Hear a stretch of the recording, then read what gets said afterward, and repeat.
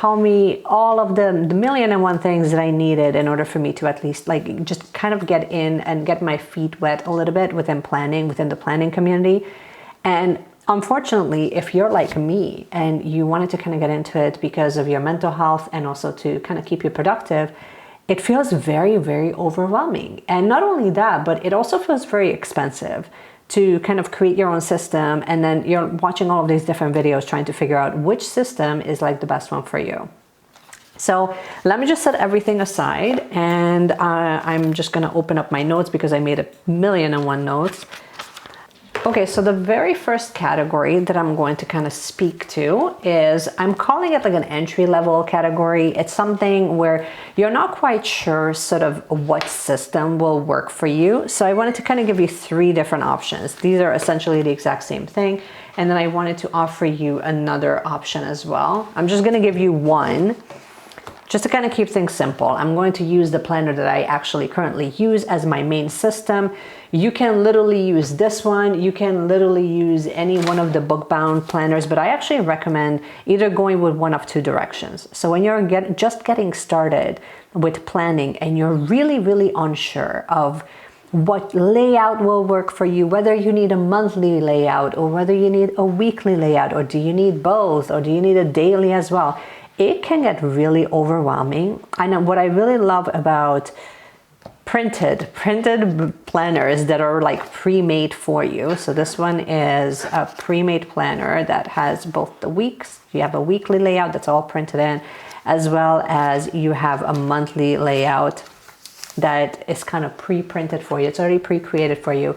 I really love this because you're not actually spending most of your time with creating a layout that you're going to be needing for you to kind of plan whatever you want to plan. So whether you're going to be like writing in your work schedule, your school schedule, any dates that are like relatively important, any reminders, all of the things can kind of come into the monthly, and then you can kind of trickle that information down into your weekly layout, and then it gives you a full page of writing whatever you want.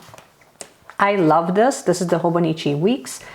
It's popular because you have a weekly layout and you can kind of just plan, write whatever you need to, or leave it blank if you really want to do that. But it's such a small little compact system. And if you still need more space to write, at the very back, you also just get a whole bunch of blank pages. So I love this because it's small and compact, but for some of you, that might not actually work well, because if your handwriting isn't actually tiny, then you might need something a little bit bigger. So this is a B6 size. This is the Sterling Ink Common Planner. It's brand new, that just came out this year. And I'll just show you the layout. So this would be a weekly layout. So in this one, you get a weekly layout, a monthly layout, and a whole bunch of blank pages in the back. So it's relatively simple, where areas that you need printed or that you need kind of pre-filled for you, where you're not constantly creating your new weekly layout, it's already kind of made for you, and then you can like fill it in or leave it blank, whatever works. And then in the back, you have a bunch of blank pages, and again, you can kind of use them. If you want to use this as scrap paper, you can. It gives you the freedom to use it for whatever your needs are. And when you're just getting started and you're not really sure whether you would even need a daily page, or you would need necessarily a page where you would want to journal or memory keep or keep extra notes or reminders, having blank pages can be almost like, it can provide you with a sense of freedom, which is something that I really love. So to me, the category that we're looking at right now is bare bone basics. You basically just need a planner of some sort. You want to spend very minimal time with actually filling it out. When you're not just fiddling with it, you're going to spend very little time and money on any type of aesthetic like stickers. There's really, here we're just kind of testing the waters. We're not really sure whether we want to like fully deck it out. We want sticker kits. We're not really, all of that just sounds really overwhelming, and the choices are like, it feels like it's endless. So what I recommend is to get one book, one system, preferably with a monthly and a weekly layout, if that feels like something that's calling you, and maybe a notebook if you really need it. Some of the notebooks that I personally love, this one is a Field Notes notebook. It's small, it's compact, it's literally just a blank notebook. but you can use it multiple different ways, or you might find that this might be also too much. And you need a pen. So the pen that I love, and I mean, I have like a full video on different pens that work really well, but some of my favorites are, this is the Sarasa clip-in 0.5 thickness. It's just a thin like ballpoint pen. This one is the Muji pen. It's loved by many. It's a very popular pen. It's very inexpensive. Usually you can get this on Amazon and you can get like a full like package of them, and they last a really long time. I really love this also because it comes, when you buy it, you can get it with like multiple different colors. It writes thin enough where if you wanted to color coordinate your spreads, you could do that. You don't necessarily have to. You might not even think about color coding. You might just be like, let me just have some space where I can just write down my schedule and quick reminders so that my thoughts are actually on paper. So that's why I kind of recommend something very simple. Find a pen that you really like, and then maybe a highlighter. Highlighters, you can go with something like a Tombow pen, which is a water-based, again, like a fine tip brush pen. But I mean, any highlighter will do. If you have like a Staedtler, like a chunky Staedtler, use that. Like literally, it's at this point of the game, use whatever you want. It really doesn't matter. One of the most popular ones are the mild liners. On both ends, you have a highlighter. It looks really bold, but it's actually not very bold. It's perfect. It's perfect for highlighting within grids where you just kind of want to just create a highlight. And then the back end of it, the fine tip, allows you to also create some dots, create some highlights. So, I mean, these are the most popular ones, but honestly, whatever highlighter you have will allow you to create some segments within your spread where it kind of pops from the page so that your eyes are kind of drawn to that. That's sort of like the idea behind it. So that's sort of like something that I would kind of recommend when you're just getting started. If this feels overwhelming, option number 2 is just get a blank notebook. Just something very simple where you can just kind of write notebooks, all you have to do is just kind of Google or go on Amazon and kind of take a look at the different notebooks. There's some that have more sturdier outer cover, which will help if you're carrying your notebook with you everywhere. Then it allows you to kind of stand up to the test of time, so to say. But if it's always going to be at home, and depending on how often you end up using your book, sometimes you might end up using it once a week, or maybe you check in with it once a day. At this point, we're unsure where you're at. So I wanted to give you the bare bone basics. It might just be a highlighter, a pen, and a book. And essentially you could just be done here. Now, what happens when we're looking at more of a mid-range usage, where you're maybe using it like once a day, you're using it a bit more regularly, you're kind of getting a hang of, okay, I'm kind of figuring out like what system works, what layout works for me regularly. I'm not really using social media as a way to tell me what I should be using, but really honing in on what your actual needs are. This stage to me is so essential because it can really, if you're using social media as a form of inspiration and as a form of direction versus inspiration, it can really take you down these deep rabbit holes that will cost you a ton of money, and then you end up with a whole bunch of supplies that you end up not really using. So at this point, you're getting a bit more specific with what your needs are. You might start introducing some decor, not really a ton. So you might be looking at something like, this one is from Faded Chronicle, some kits where it has like certain icons included, certain like minimalist decor where maybe you just place something in the corner. So this would be something like a dot sticker would be something that you might introduce, maybe a washi tape, maybe like something very small, like maybe some dot, maybe a washi, maybe some highlighter, but really that's not really the point. The point isn't to deck out your spreads. The point is just to kind of add a little accent, make your daily spreads or make your weekly spreads kind of stand out and make it a little bit different than how it looked last week. At this point, you might be using it a little bit more for function and for productivity rather than to make like an aesthetic statement. And yeah, so like the idea is mainly like to use the decor as a form of just something that kind of like pops off the page. Cloth and Paper is a great company for that because their decor pieces are very minimalistic. So this would be like their drops. They also have some like spotlight, like these little flags that are excellent, or these dot stickers. Now dot stickers, you can do 1,001 thing with them. I believe that on this one, I've used it.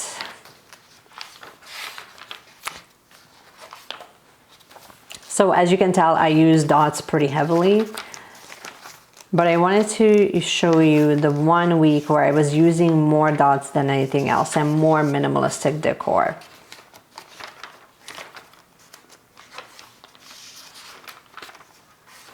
You'll find it, I swear. Again, at this point, highlighters will also be your best friend. They will help you kind of like hone in on allowing certain things to pop. As you can, okay, so this would be like the little corner stickers, little icon stickers. If you wanted to use them, will also be very helpful.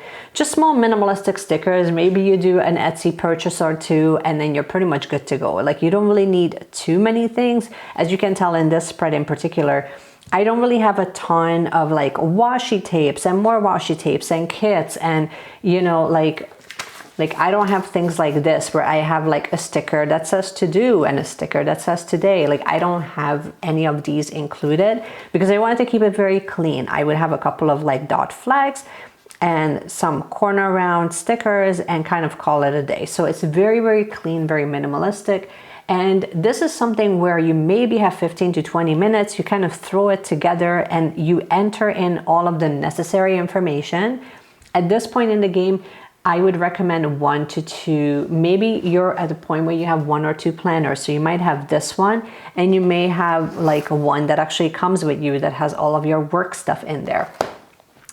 Maybe one of them is a ring bound planner. Ring bound planners, we haven't really talked too much about them, but basically I love them because again, it's a ring bound system and it's more about the function than it is about anything else. So you can get both, like most of the inserts that you can print them yourself. So you can make them really inexpensive and it allows you to kind of pre-plan ahead of time.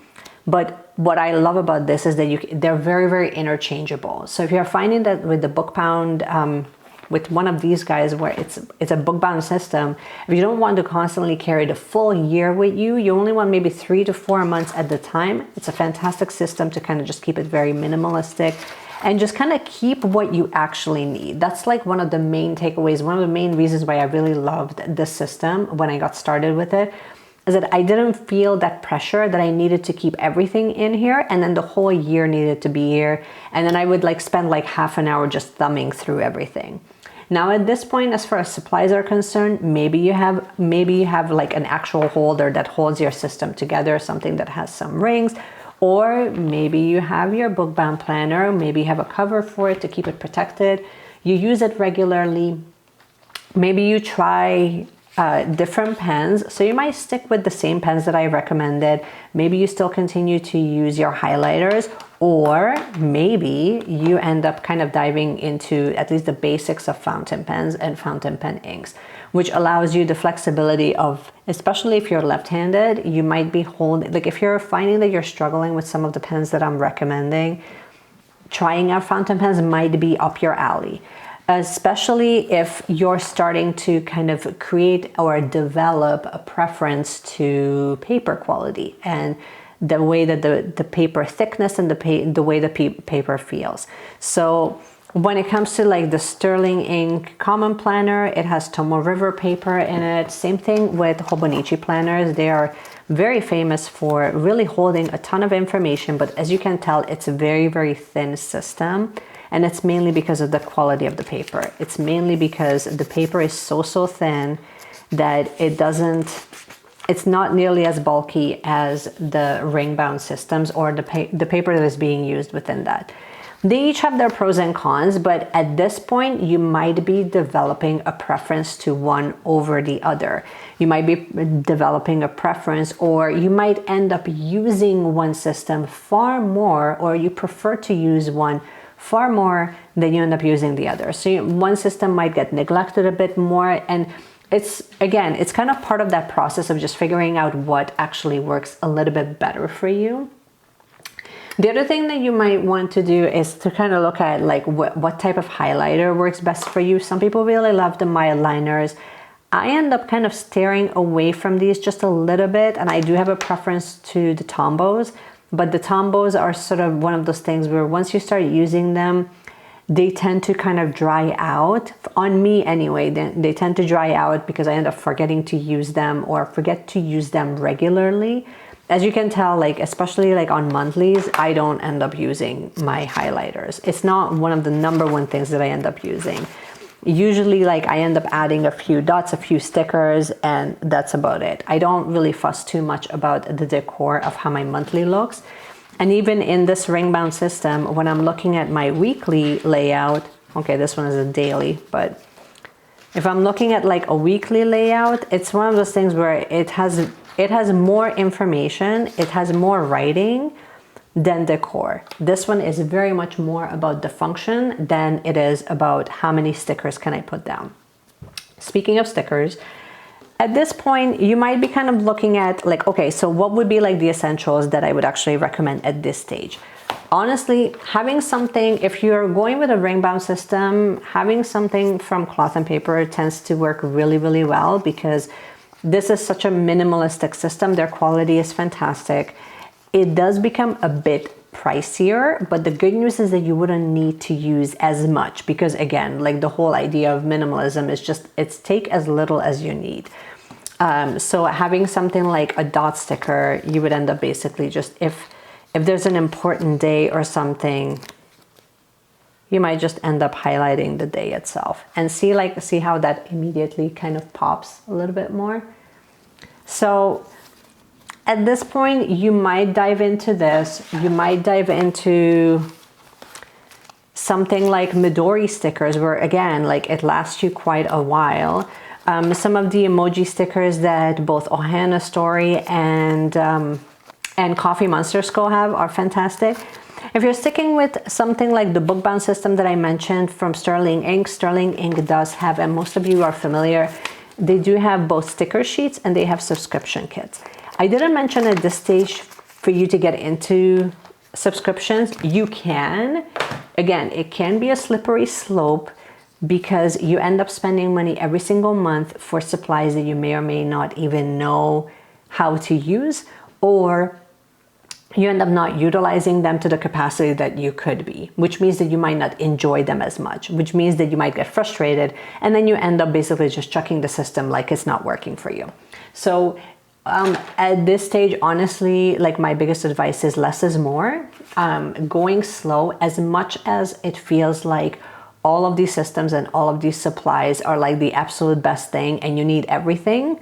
And I think that most planners that have been around for a while kind of like run down that, made that mistake as well, where it's like you see a new shiny pen or you see a new shiny, sticker sheet. And then of course, like we need it because it's like we love having all of these beautiful things. It makes us feel so good and so connected. And of course, it also gives us the idea that, when you're associated with like the aesthetics of how your planner looks, then mentally it also kind of creates a bit more clarity, and it creates like this expansive, beautiful feeling that you are essentially creating something beautiful, right? And I mean, who doesn't love using beautiful things? We all do to a certain extent. So let's talk about what happens. Let's talk about what happens when you now have a system in place. You've been using it for a couple of years. You kind of know sort of, okay, what's happening with you. Or maybe you're just like a deep enthusiast that really have all of these systems figured out, and you understand how your mind works, but then you also understand how much time you actually have available. Because keep in mind, like the more you have to pay attention to it, right? So the more you have, the more time commitment, the more you have to kind of manage it, and then the more money it costs also to kind of maintain all of these things. So I call this like the third level, and the beginner stages is like the committed planner enthusiast. Now, committed planner enthusiast will have multiple systems for multiple purposes. So that would be something like having a planner for work, having a planner for memory keeping. So for me, I would have this guy with its own nice little cover, and like this is simply for memory keeping. So when I update it. When I don't, I kind of go back and update it later. But really the idea here is for me to just use this purely for memory keeping when I'm writing down like really what's happening with our family. So this is fantastic if you're going to be using it regularly, if you want to update it all the time, if you want to use different forms of stickers and journaling supplies. This is the stage where I would like to say, okay, you have all of these beautiful things, give them an outlet. And so use the systems that you have and kind of write regularly, update regularly. I chose to use the Hobonichi Cousin, like this larger size planner. As you can tell, it's a larger size in comparison to the planner that I have right next to it, because I really wanted an outlet where we can do memory keeping. So that's essentially what I end up using it for. Even here, even though some of these spreads look busy, you can tell that I keep the colors relatively consistent, and I still don't use a ton of just different journaling supplies. I still try to keep it more minimal than anything else. But it's definitely giving me that outlet for me. If I wanted to sketch, I can sketch. If I wanted to draw, or if I wanted to paint, it kind of gives me that outlet. Is this necessary? For the sake of planning, no, it is not necessary. But for the sake of mental health, absolutely, it is necessary. So it's being clear about what is it for. If it's for managing your mental health, then you need to have an outlet for it. If it's for keeping you accountable within your wellness journey, then yes, it's absolutely necessary. If it's for having a space where you can have a brain dump. So in this planner, actually, I do have just blank pages where really like I can write whatever I really need to. If I wanted to do a brain dump here, I can 100% do that. So when we're looking at a planner enthusiast, to me, it's not someone who spends a lot of money on planner supplies, but someone who has multiple different needs and multiple different functions. And therefore, the planner system kind of suits that as an outlet. So therefore, you might not have one systems in place, you might have multiple. You might have a couple of planners, a couple of journals. You might have one for work, for memory keeping, for social media, for health and wellness, for mental health, for travel, for memory keeping, all the things. So the function of a planner can go so far and beyond just keeping track of your daily schedule. The other thing is that it's being used multiple times a day. So I wouldn't recommend right off the gate to have multiple systems in place because you're unsure of what you're going to need. I would recommend having multiple systems in place because you have the time, the mental bandwidth, and the commitment for you to update them. Because there's nothing worse than, as we're approaching the middle of the year right now, when you're looking at your full setup for the year and then you find out, oh my gosh, I invested all this money and time and energy in research and setting it all up so that it's just perfect, so that I find out that it's actually not working for me, and then now I have to invest in another system altogether. So to save yourself from that, that's why I always kind of recommend just to start with like one and see how you do. And sometimes the way that you see how you do will take a few months for you to get started with the habit, to build it into a system, and to see if you can be consistent with it and see if you actually enjoy that process or if it feels more like you're doing homework and it's a chore. At this point, if you have multiple systems, then you know that you have a preference for each system because that's how your brain works. So for me personally, I find that these different systems, I interact with each of them completely differently. So the way that I would write in my minimalist planner, and I mean, if you look at my previous spreads, it'll kind of make sense. The way that I write in my daily and how much decor and everything else I use, and the way that I fill out my weekly, very like literally there's basically just me writing in there. There's barely any stickers, barely any dot stickers. It's not really about that. It's more about just highlighting what is actually important. Sometimes I don't even fill it out because most of it is on my computer anyhow. Again, I just kind of write in. It's rare that I actually add this many stickers personally, but it's more about the functionality. To me, this planner is very much about functionality. And of course, I wanted it to look really pretty, right? So then I would have like these dashboards, and I would have like, you know, like these color stickies and whatnot. And sometimes they fill up a purpose, and sometimes they really don't. Sometimes they're literally just there so that I remember to use them. And that's totally fine. So again, it's being clear about what is the function of it, and will it serve that purpose. And then as far as planner supplies are concerned, on this one, I keep it actually fairly minimal because I have so much that I have left over from my previous cloth and paper subscription. If you find that you're just starting out, subscription services, and I will list a few on the page, are sort of a fantastic way of getting started because you're paying a monthly fee, and it allows you to build up your stash without you having to actually choose what is the theme of the month. It's sort of pre-selected for you. So there's a lot of benefits to having subscription services. I have accumulated like many of these supplies that cost me a fraction of a cost. Even with me living in Canada and cloth and paper being in the States, it still cost me a lot less than if I were to go to their online shop and buy them like one by one.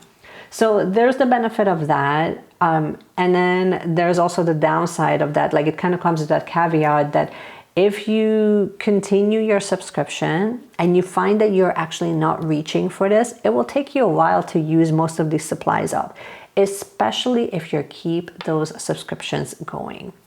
So just kind of be wary of that.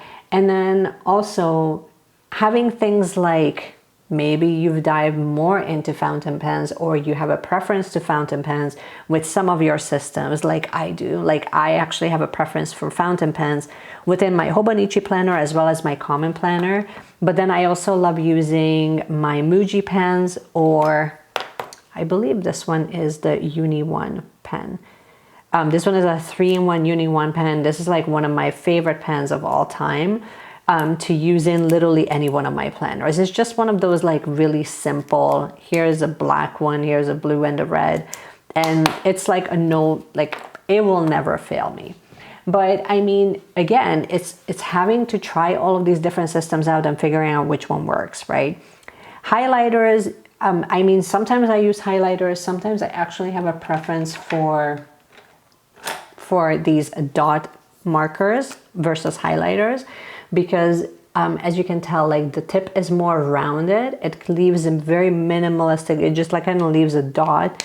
If I want to highlight with it, I can, but it also serves as a double for a dot sticker. So if I don't feel like grabbing the stickers, I can just kind of use the highlighter and call it a day. So I can keep it very simple, or I can kind of go more into detail and spend a bit more time.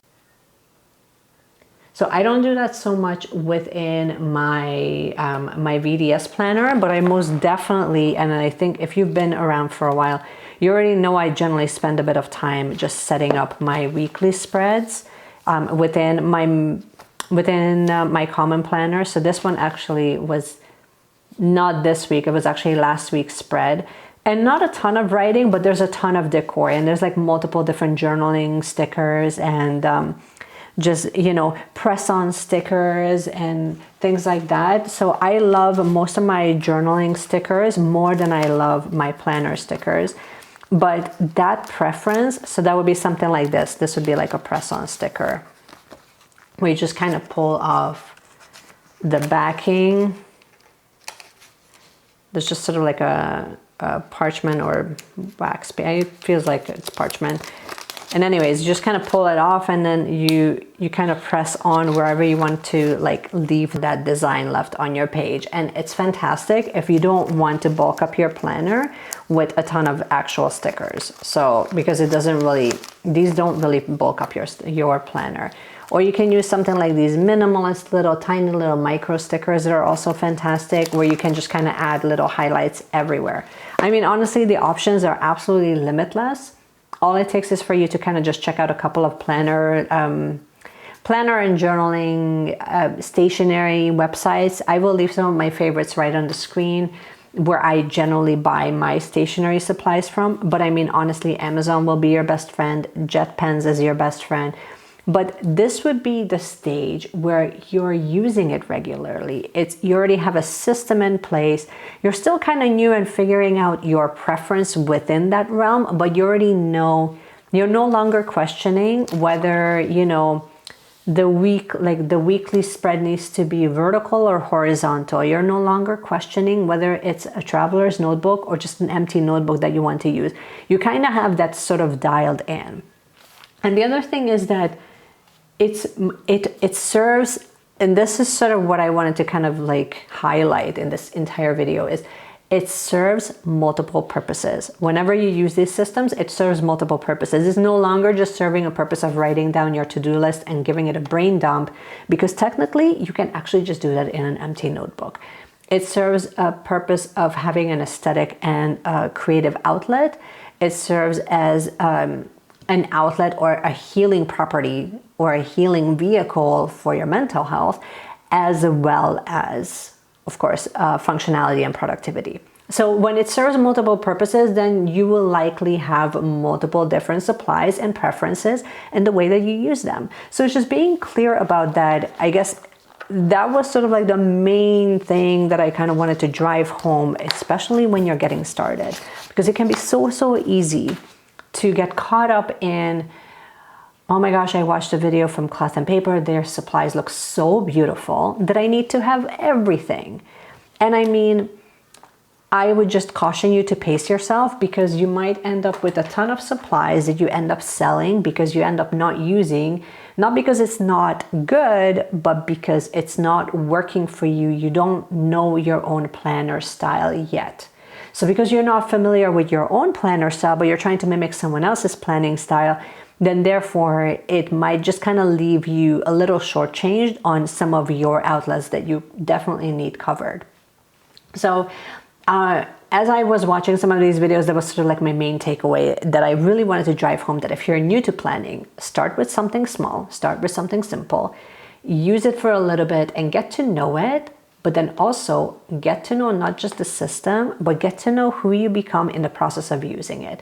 Because it's that interaction of each of these products. It's the interaction of, how does this fountain pen feel as you touch it, as you start writing with it? Can you get your thoughts out on paper clearly? That matters as much. So the experience itself, in my opinion, matters as much as buying the thing and having the exhilaration that comes through from having the new thing and having started within the new hobby.